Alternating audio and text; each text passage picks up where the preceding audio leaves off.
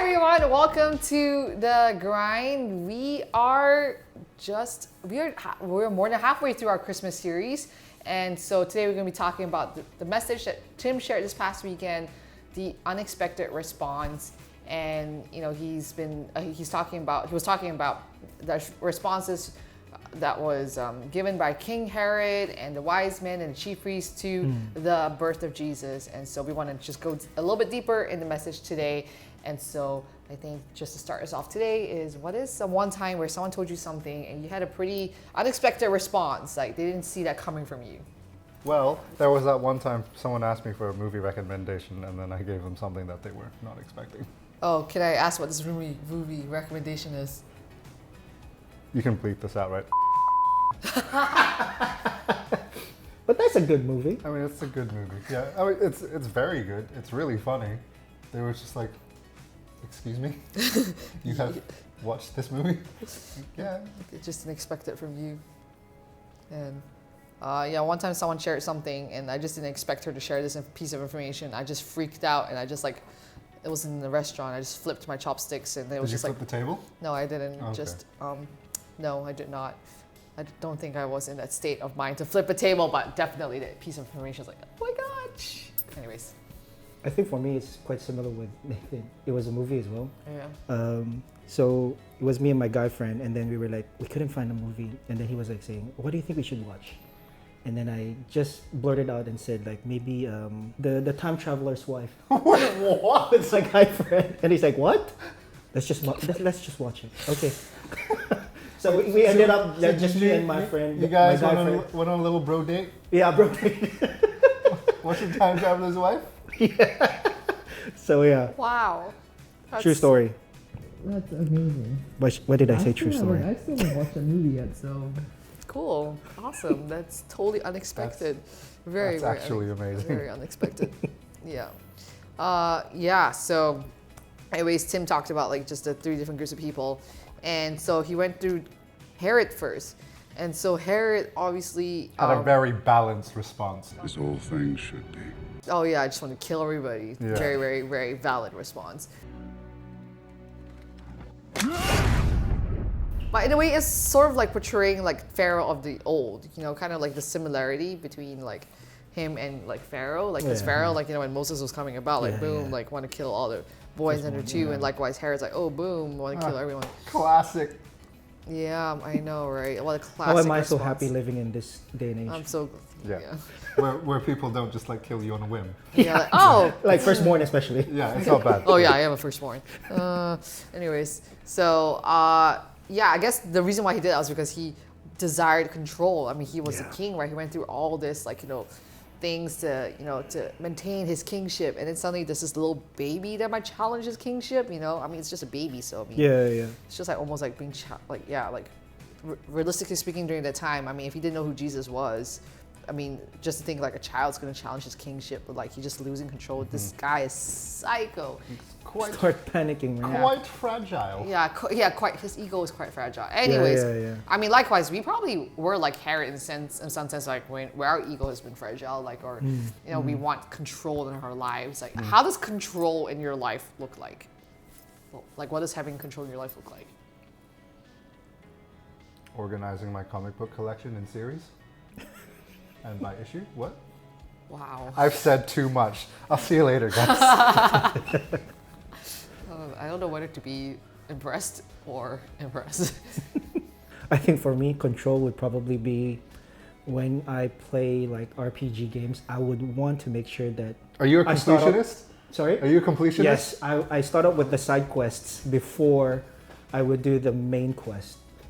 Just making sure that I go for But to be fair, 100%. that's wise. And even Dom is nodding, right? Yeah. That's how you get the most value for money in your Yes, game. exactly. Right? Especially if you're in RPGs And open honestly, worlds. these people have spent so much time programming it. If you didn't do it, it's kind of rude. Yeah, That is true. They might actually feel really validated by your response. Did you really finish the game? They actually may not have Yeah. expected that coming from you. Yeah, and the question would come out like, did you really finish the game? 97%? No, I don't think so. Still the remaining 3%. I don't think my control looks like that maybe just making sure that everything is like straight when it comes to handwriting. Oh, I believe that's wow. called OCD. No, Yes. it's well, I mean OCD is a slight form of control. Over controlling deficiency. What? Yes, Yes. that's how it's more commonly known. Yes, because they missed that out in my psych class. That it's actually called over controlling deficiency. Totally missed that class. Must have slept through it. Yes, no, I just find maybe it's OCD. But or side note, like, or maybe just like control for me. It looks like having to know everything, I guess, or knowing what's going on, even though it doesn't involve me. I don't know why I need to do that sometimes. Wow. It's just like, yeah, I don't know that for a season in my life. It's just like I didn't realize that was control until I was like I just realized it. I like how Petrina talked about something very in depth I while know. we're talking about games and comics. I mean, I could go down that route too. Hey, they're important too. Yeah, I'm just going to the third group, just trying to keep us on track here before we go off tangent. No problem. Third group people, the wise men. Yes, so they traveled like a great distance to come seek out Jesus. Yeah. Side note: have you guys actually, went a great distance to kind of like seek out some, like someone or something, an event or whatever? I think for me, I have. When Rach and I had our honeymoon, we went to Fiji, and one of my favorite movies that I've watched, like all-time favorite, is Castaway. And then they filmed it in It Fiji. was filmed in Fiji? yeah, it was filmed in Fiji, and then we went to the island, and I even saw that big stone where he wrote stuff. Did it still have writing on it? Well, not really, but it's still there. The stone is still there. Are you sure it's the right stone? Sorry? You sure it's the right stone? Could be another stone. Or It should be the right stone. I hope. If not, I'll Don't be put really doubt in his upset. mind now. I kind of went to great lengths to make sure that we would go to that island. the right stone. So yeah, that one's for me. That's actually pretty cool. I mean, the first thing that comes to my mind is like when Transformers was filming here, and then we were You like, took mine, but go on. Yeah. I mean, we were like doing this, we were stalking the Transformers, That's true, yeah. You were stalking the Transformers? the Transformers set, and then just Oh, going that's to the it. different parts. Because like, how often do we see like a Hollywood blockbuster being filmed in Hong Kong? And so we were just trailing the different sites. I mean, they filmed near Taiku, so. Mm. And then in the yeah. Monster House, so that was close by. And then they were in like Admiralty, Mm-hmm. but I wasn't there. They were at the He was- Quarry Bay building as well. Yeah, right? that one, yeah. Monster House. Mm-hmm. But what was really exciting was the premiere of the movie, and I got a picture with Stanley Tucci. Oh. Amazing. That was quite fun. That was quite fun. I think we're waiting in the rain. Mm-hmm. Stanley Yeah. Tucci. Yep. Definitely great lengths. Does picking a uni that's in the same city as your football team count? Yeah, I guess so. Yeah. Because not everybody would venture I mean, to go I to didn't Liverpool. just pick it because they were there. I just, it was a factor. Maybe the defining factor, but a factor. So it's because they were there. Got it. All right. Well, yeah. So with these wise men, they came of such a long distance to respond and worship to Jesus, the birth of the King. I mean, I don't think they knew about Jesus before. They seemed to be like complete outsiders, but they came all the way just to worship Jesus. So, like for you guys, when Jesus first like appeared in your lives, what was your response to him? The first response that I can actually remember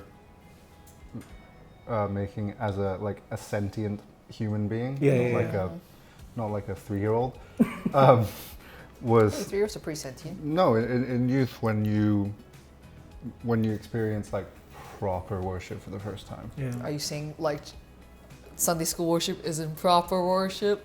What's wrong with No, Children's Church Jesus, CTC you're- people, you're doing a great job.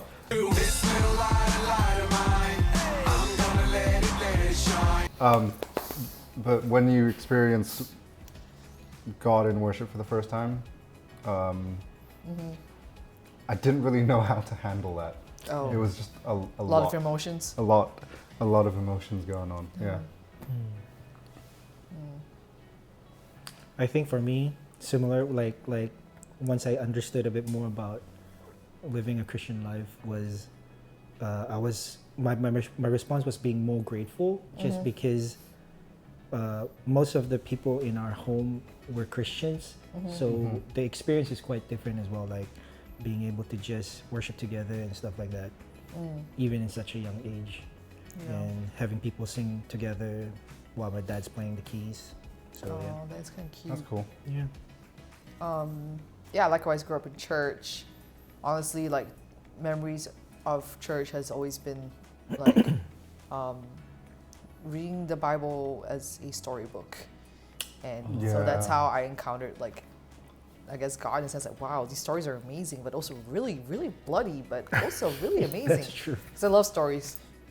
But I think likewise, it was in youth where, you know, yes, you're more sentient, and then you see Jesus encounter there, and you're like, okay, so I should really commit my life to Jesus. But at that point, it's not really real, because you feel like you're just saying the sinner's prayer just so that you don't go to hell.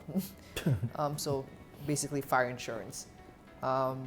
And then it's only later when you actually are out of a church context, where you're out of family, that's where I think when I encountered Jesus on his own in his entirety without people telling me that this is Jesus, that's when I realized, okay, he is real and he is worth pursuing. So that's, I guess, was in a way my response to him. It definitely didn't invoke a, yes, Jesus, here's my life, take it, I'm here for you, you know. It was definitely a journey, you know, coming to the Lord. So, That's good. Yeah, so, for those of you joining us today, you know, I don't know how your relationship with the Lord looks like. You know, maybe you've never heard of him before. Maybe you are on like an up and down relationship with him. But I think whenever Jesus shows up, you know, he's there. He's always going to come whenever you choose to reach out. So just know that in the season, you're not alone, that Jesus is with you, that he desires a relationship with you.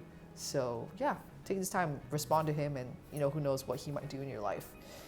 So thanks again for joining, and we'll catch you next week for our final grind of the year. Is it? I believe so. Oh yeah. We'll see you. That was unexpected. Okay, bye. Bye.